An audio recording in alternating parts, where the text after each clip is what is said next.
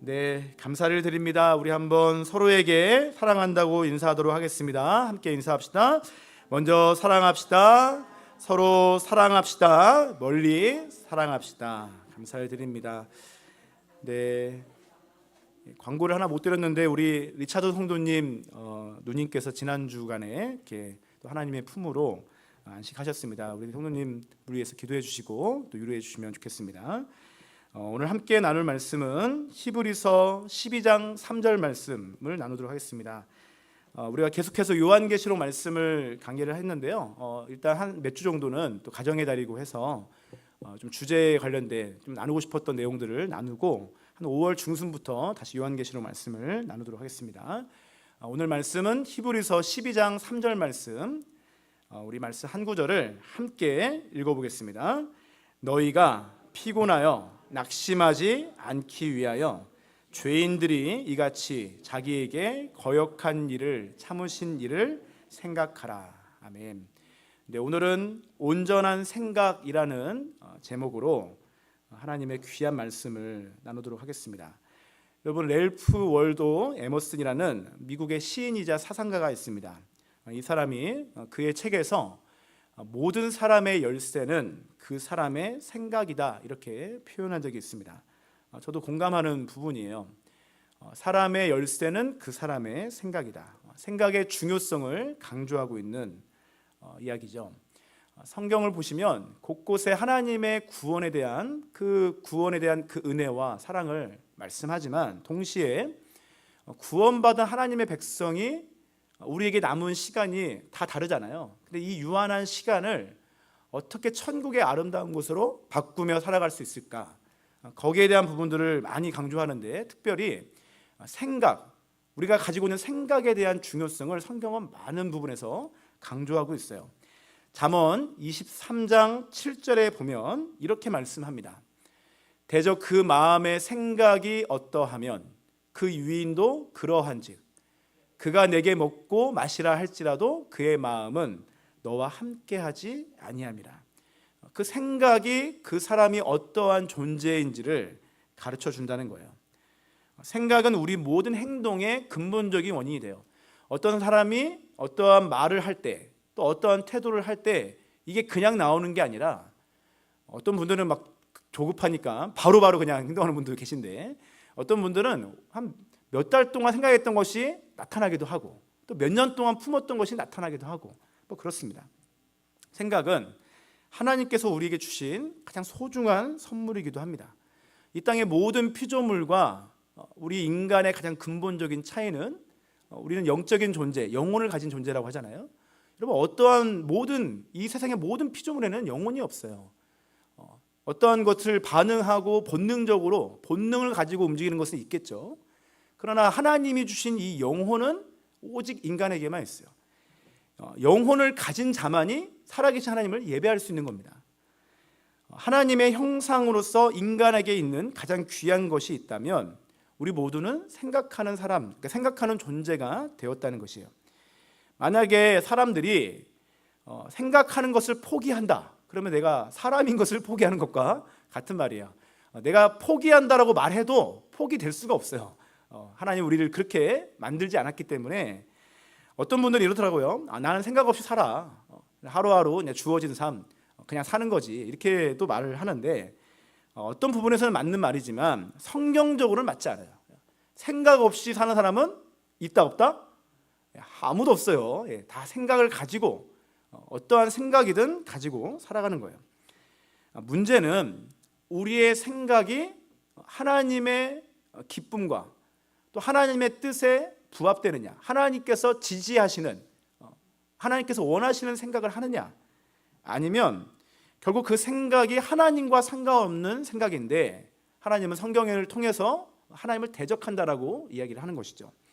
하나님을 사랑하고 기뻐하는 생각이냐, 하나님을 대적하는 생각이냐, 이 두 가지의 갈림길에 우리 모두가 서 있다는 겁니다. 우리 자신을 정직하게 한번 돌아보시면 좋겠어요. 우리가 오늘 말씀을 서로 나누면서 누가 누구를 평가하고 판단하는 거, 이거는 성경적이지 않아요. 우리는 누구를 판단하는 재판관이 아니에요. 누구를 비판하고 평가하는 것은 오직 누가 하시는 거죠? 하나님만이 하시는 권한이에요. 우린 단지 말씀에 근거해서 그것이 옳고 그른지에 대한 분별력을 가지고 내 자신에게 비추어 살아갈 뿐이지 누가 누구를 평가하고 판단할 수 있겠습니까? 내 자신을 하나님의 말씀 앞에 비추어 보았을 때 내가 얼마만큼 정직한가, 내가 얼마만큼 주 앞에 온전하고 깨끗한 생각을 하고 살아가는가, 아니면 더럽고 추악한 비참한 생각을 하면서 살아가는가, 내가 얼마나 하나님의 말씀 앞에 부드러운 마음으로 영혼들을 사랑하고 있는가, 아니면 얼마나 비정하고 잔인한 마음으로 완악하고 교만한 마음으로 주 앞에 나아가고 있는가, 우리 자신을 정직하게 말씀에 비추어 봐야 됩니다. 왜냐하면 생각은 우리 영혼의 중심이고 한 사람의 세계관이자 가치관이고 신앙관으로 설명할 수 있어요. 하나님도 우리를 보실 때 속지 않으세요.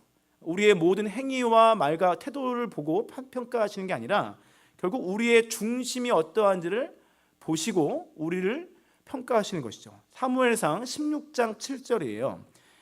유명한 말씀이잖아요. 우리 함께 한번 읽어보겠습니다. 여호와께서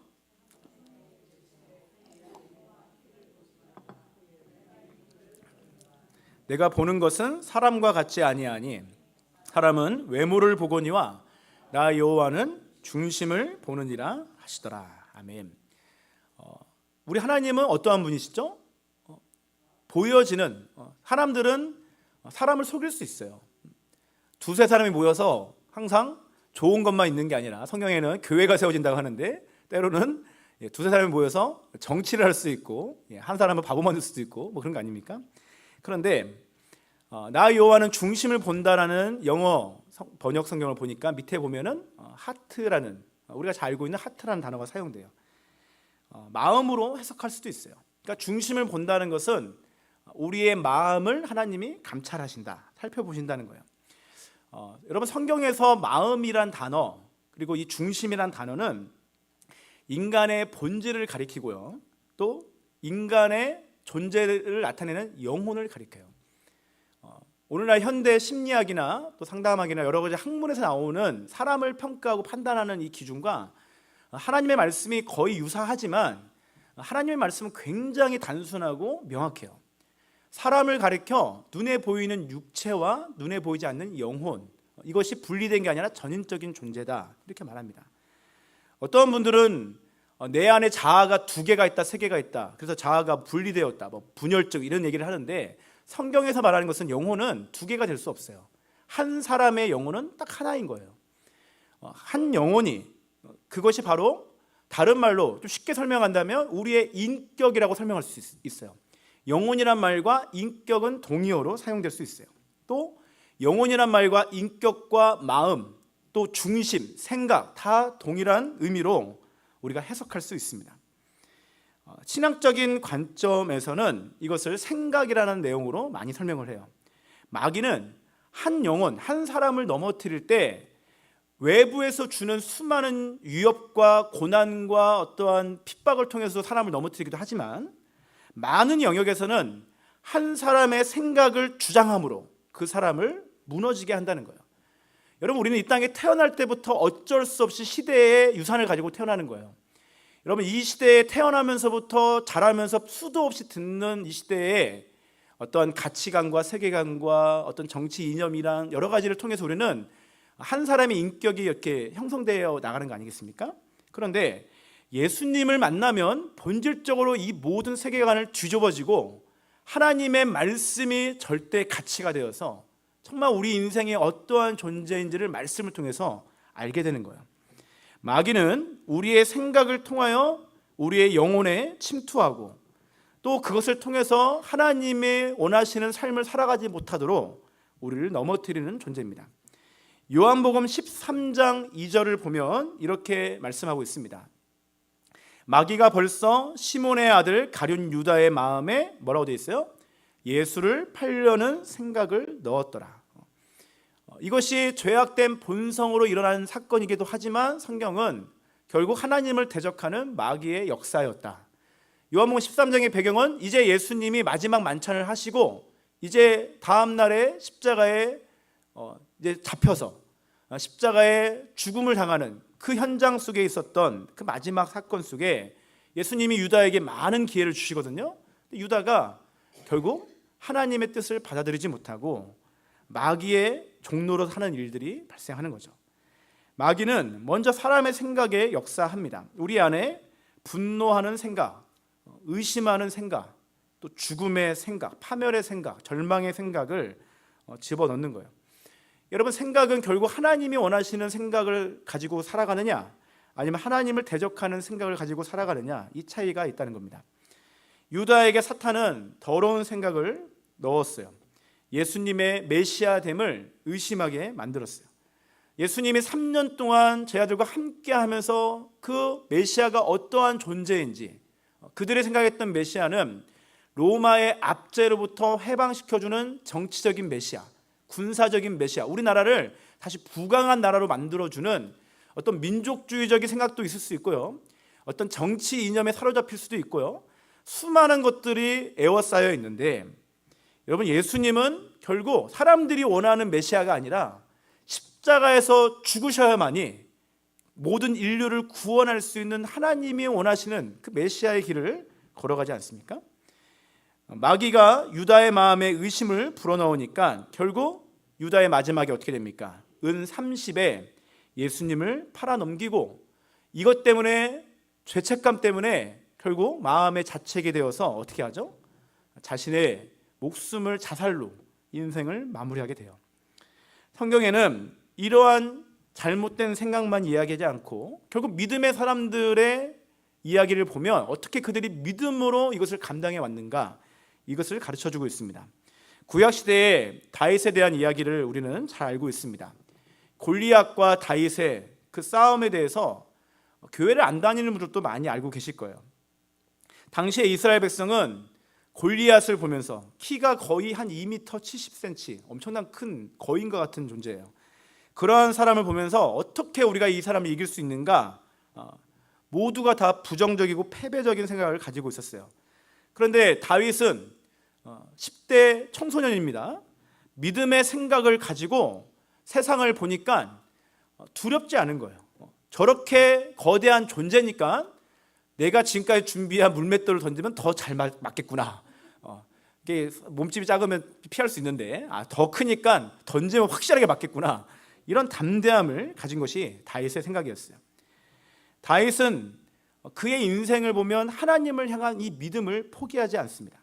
사무엘상 17장에 다윗이 이렇게 고백을 합니다. 우리 함께 읽어보겠습니다. 17장 45절입니다.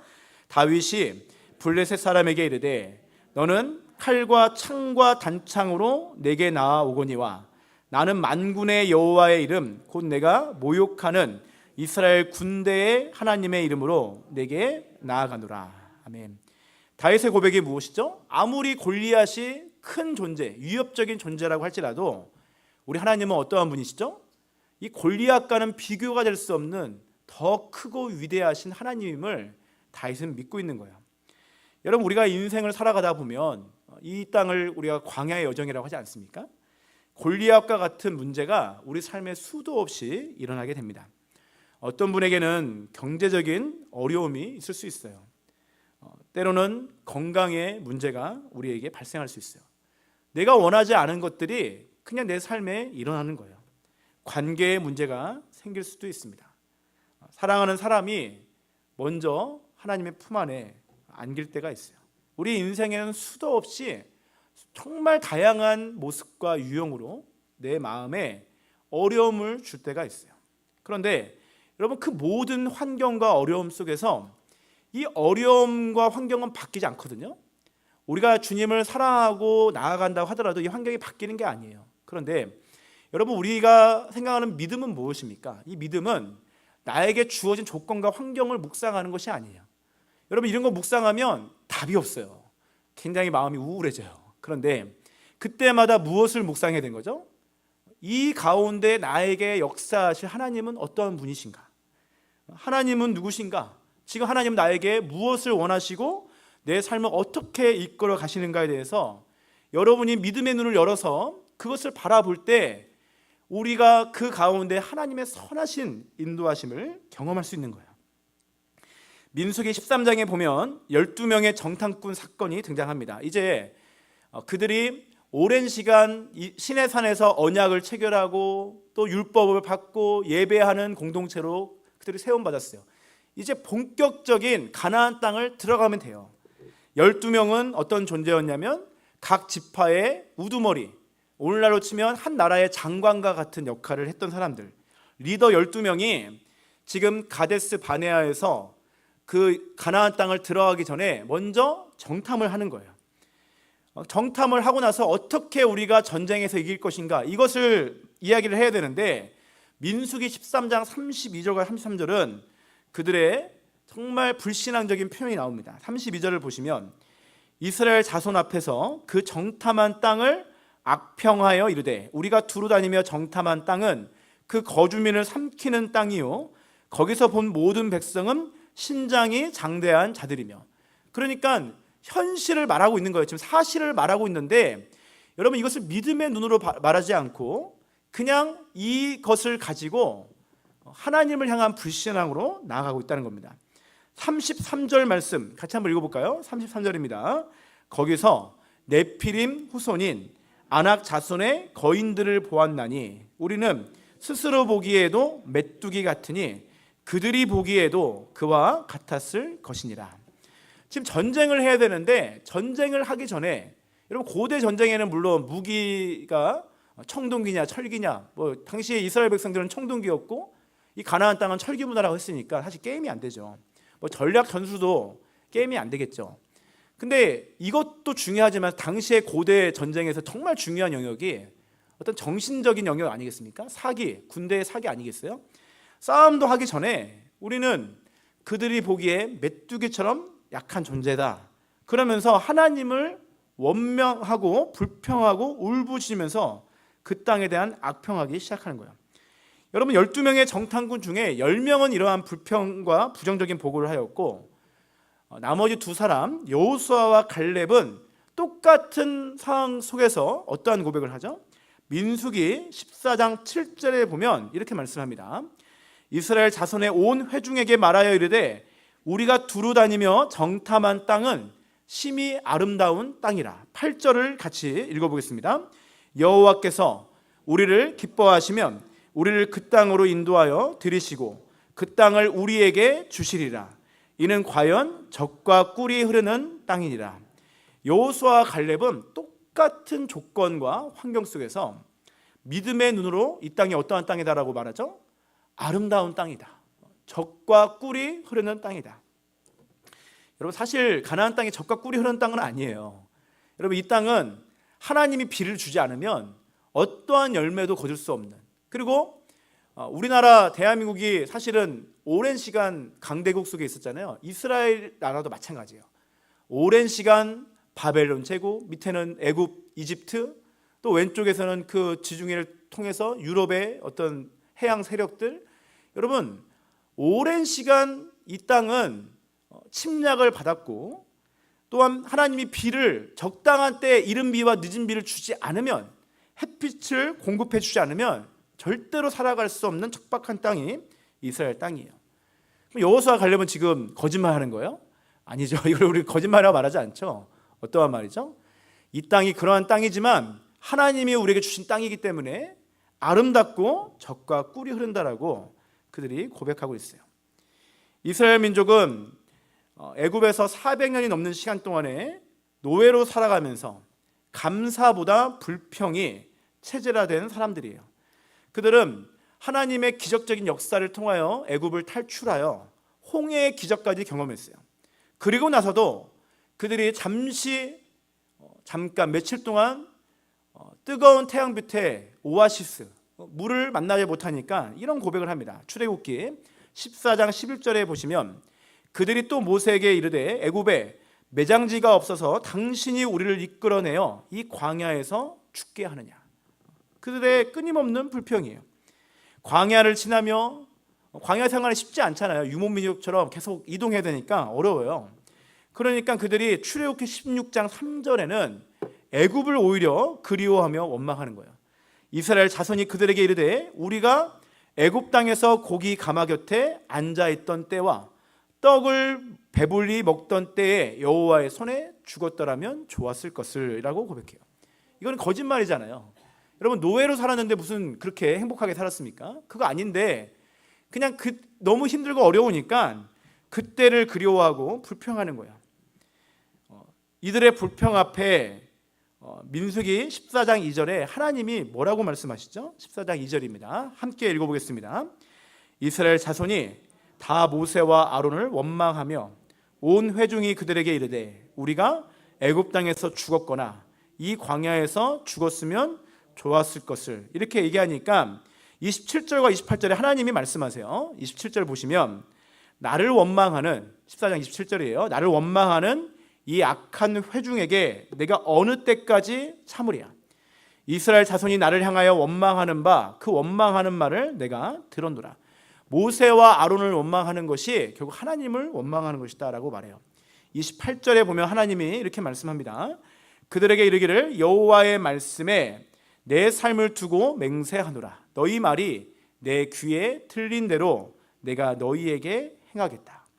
불평과 원망했던 이스라엘 모든 사람들을 심판하겠다라고 하나님이 말씀하는 거예요. 여러분, 불평과 원망은 단순한 언어가 아니에요. 여러분, 이것은 하나님의 저주와 심판을 부르는 이야기예요. 여러분, 이 영적인 저주가 우리의 것이 되지 않기를 간절히 원합니다. 우리 모두에게 오늘 말씀의 제목처럼 하나님이 원하시는 생각, 그 온전한 생각으로 사로잡히기를 주의 이름으로 축복합니다. 두 가지 정도만 온전한 생각이 무엇인지 나누고 말씀을 정리하면 좋겠어요. 첫 번째는 온전한 생각은, 한번 따라해 보시죠. 온전한 생각은, 넘겨주세요. 온전한 생각은, 같이 한번 읽어봅니다. 온전한 생각은 감사를 잃지 않고 살아가는 생각입니다. 여러분, 원래 성경에서 감사라는 단어와 생각이라는 단어가 그 단어의 어원이 같아요. 감사의 삶은 성경에서는 우리가 생각하는 것에서 시작한다라고 말합니다. 시편 50편 22절 말씀이에요. 함께 읽어보겠습니다. 하나님을 잊어버린 너희여 이제 이를 생각하라. 그렇지 아니하면 내가 너희를 찢으리니 건질 자 없으리라. 하나님을 잊어버리고 하나님의 은혜를 잊어버린 이스라엘 백성들이 결국 하나님 앞에 그 감사를 잃어버림으로 무너진 삶을 살게 되었다는 거예요. 시편 50편 22절 이 말씀에서는 우리에게 감사하라고 말하지 않고 먼저 생각하라고 이야기합니다. 무엇을 생각하라는 것이죠? 하나님이 나에게 지금까지 베풀어 주신 그 은혜를 잊지 않고 매일매일 매 순간 생각하라고 우리에게 가르쳐주고 있어요. 되돌아보면 하나님이 나와 함께 하지 않은 적이 없어요. 하나님이 나에게 위급한 순간에 도움을 주셨고 나를 붙들어 주셨고 오늘 이 자리까지 인도해 주신 줄 믿습니다. 우리 모두는 생각하면 안 되는 것을 생각해요. 예를 들어서 누군가 나에게 10년 전에 상처 준 말 절대로 잊어버리지 않고 끝까지 죽는 날까지 생각하겠다. 여러분, 이거는 하나님 우리에게, 제가 여러 번 이야기했잖아요. 우리 인간에게 주신 선물이 있는데 잠을 주셨어요. 잠. 모든 사람이 잠을 통해서 회복할 수 있도록 주셨어요. 또 뭐죠? 잘 잊어버릴 수 있는 이 망각의 은혜를 주셨어요. 근데 이 망각의 은혜는 내 삶에 있었던 상처, 후회함, 아픔, 트라우마, 여러분 이런 것들 매일매일 생생하게 가지고 살아가면 여러분 이거 얼마나 고통스러워요. 얼마나 무서워요.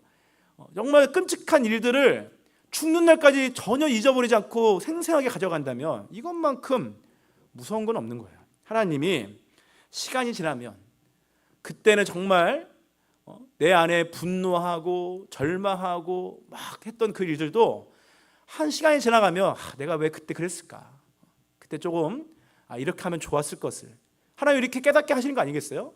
우리의 마음을 좀 이렇게 바꿔주신 거 아니겠습니까? 그런데 우리는 꼭 잊지 말아야 될 게 있어요. 그것은 하나님의 은혜는 절대로 잊어버리면 안 돼요.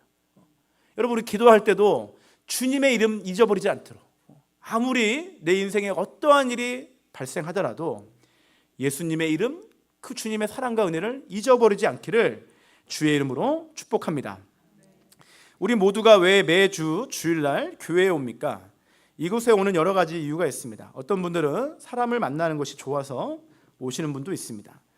어떤 분은 주일날 교회 안 오면 뭔가 찝찝하고 불편해서 그래도 와야 되겠다 하는 분도 있어요. 주일 점심에 또 오늘 맛있는 음식 벌써부터 기대가 되는데요. 빨리 마무리할 겁니다.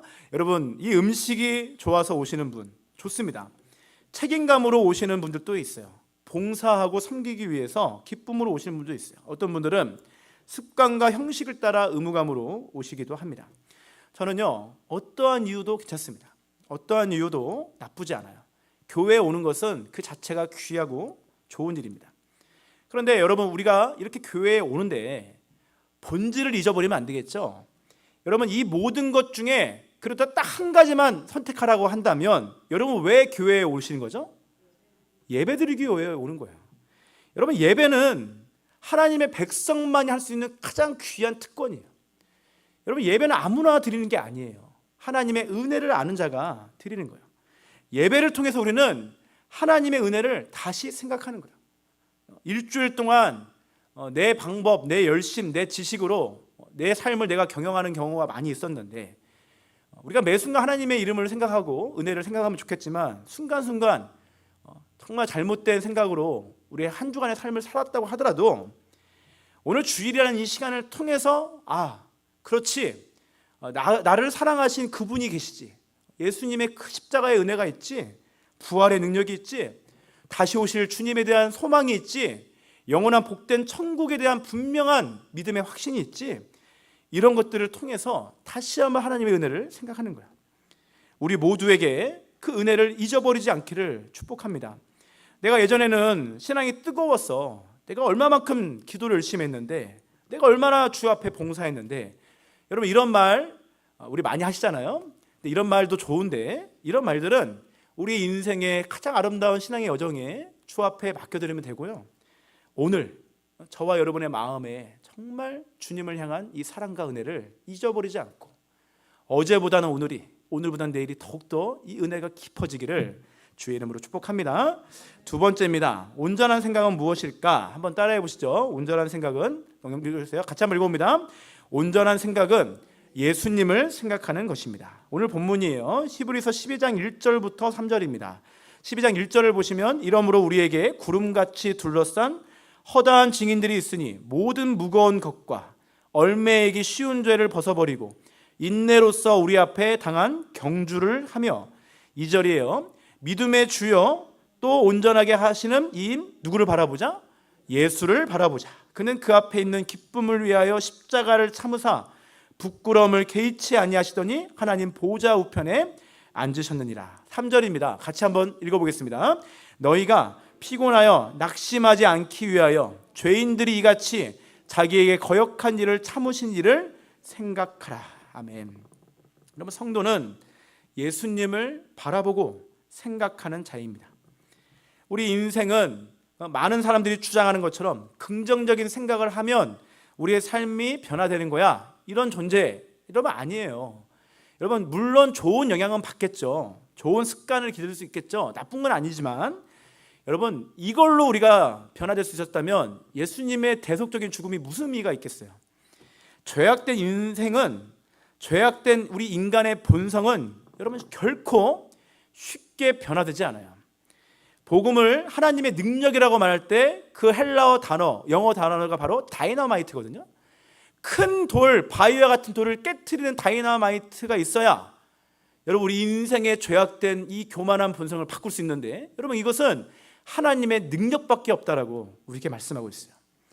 우리는 생각을 바꾸기 위해 노력하는 존재가 아니에요. 여러분, 이걸로 절대로 우리 인생이 바뀌는 게 아닙니다. 오히려 우리는 우리의 연약한 이 죄악된 본성을 인정하고 날마다 할 수만 있다면 예수님을 바라보고 예수님을 붙들고 예수님을 생각할 때 주님이 주시는 그 능력과 은혜를 통해서 우리가 죄를 이기는 하나님의 사람이 되는 것이지, 우리 자체가 긍정적으로 좋은 습관, 좋은 인격을 갖춘다고 바뀌는 것이 아니라는 것입니다. 여러분, 우리가 예수님을 바라보고 예수님을 통해서 나아갈 때 우리의 병들었던 영혼과 생각이 변화되는 놀라운 역사가 일어나게 될 것입니다. 히브리서 12장 1절에서 강조하는 모든 무거운 것과 얼매이기 쉬운 죄를 벗어버리라는 말씀은 우리가 신앙생활할 때 방해되는 것들이 있다는 얘기예요. 사람마다 다양한 것들이 우리의 신앙생활을 방해한다는 거예요. 우리의 믿음 생활이 단거리 경주가 아니라는 얘기입니다. 오늘 예수 믿고 딱 천국 가면 얼마나 좋겠어요. 그럼 얼마나 우리 갈등할 것도 없고 얼마나 좋습니까? 근데 그게 아니라 매 순간 영적으로 싸워야 되는, 인내와 절제를 요구하는 장거리 마라톤과 같은 것이 우리의 믿음 생활이에요. 육상 선수들이 올림픽 경기에 나갈 때 모든 불필요한 것들을 제거하고 그 경기 하나에 집중해서 승부를 걸지 않습니까? 우리의 신앙 여정도 마찬가지입니다. 매일매일 우리의 신앙의 초점을 누구에게 바라봐야 되는 거예요? 예수님을 바라보고 우리의 시선을 주님 앞에 고정해서 순간순간 오는 잘못된 생각들, 잘못된 판단들, 수많은 조건과 환경 속에서도 예수님은 어떻게 이것을 감당하셨을까? 예수님이 어떻게 나를 사랑하사 이 모든 고난을 감당해 주셨을까? 2절 말씀입니다. 이 말씀 읽고 우리 함께 기도하겠습니다. 함께 읽어봅니다. 믿음의 주요 또 온전하게 하시는 이인 예수를 바라보자. 그는 그 앞에 있는 기쁨을 위하여 십자가를 참으사 부끄러움을 개의치 아니하시더니 하나님 보좌 우편에 앉으셨느니라. 아멘. 예수님 바라보고 가는 거예요. 여러분, 목회자가 여러분들 성도님들, 우리 교회 성도님들 한 분 한 분 너무나 귀하거든요. 제가 성도님들을 정말 위로하고 칭찬하고 뭐 이렇게 많이 해야 되겠죠. 근데 여러분, 목회자의 위로와 칭찬보다 더 큰 위로와 칭찬이 누구에게 있는 거예요? 우리 주님에게 있어요. 여러분의 신앙의 모든 관심과 초점을 우리 예수님을 생각하고 가면요, 시험 들 것도 없고 시험 들 것도 이길 수 있고 또 많은 사람에게 유익함을 줄 수 있는 저와 여러분이 될 줄 믿습니다. 말씀을 정리합니다. 진정한 변화는 하나님의 생각으로 바뀌어지는 거예요. 내 안에 있는 인간적인 생각을 몰아내고 정말 오늘 주님께서 저와 여러분을 사랑하시고 은혜를 주셔서 믿음의 생각, 하나님의 영혼을 사랑하는 생각, 좋은 생각을 받아들일 수 있는 그 영적 분별력이 일어나기를 주의 이름으로 축복합니다. 함께 기도하겠습니다. 하나님, 오늘 말씀을 통해서 우리를 새롭게 하여 주옵소서. 사랑하는 성도들을 기억하여 주시고 우리의 마음의 중심과 생각을 변화시켜 주셔서 정말 하나님의 은혜가 넘칠 수 있도록 역사해 주시기를 간절히 원합니다. 우리 함께 기도하며 나아가도록 하겠습니다.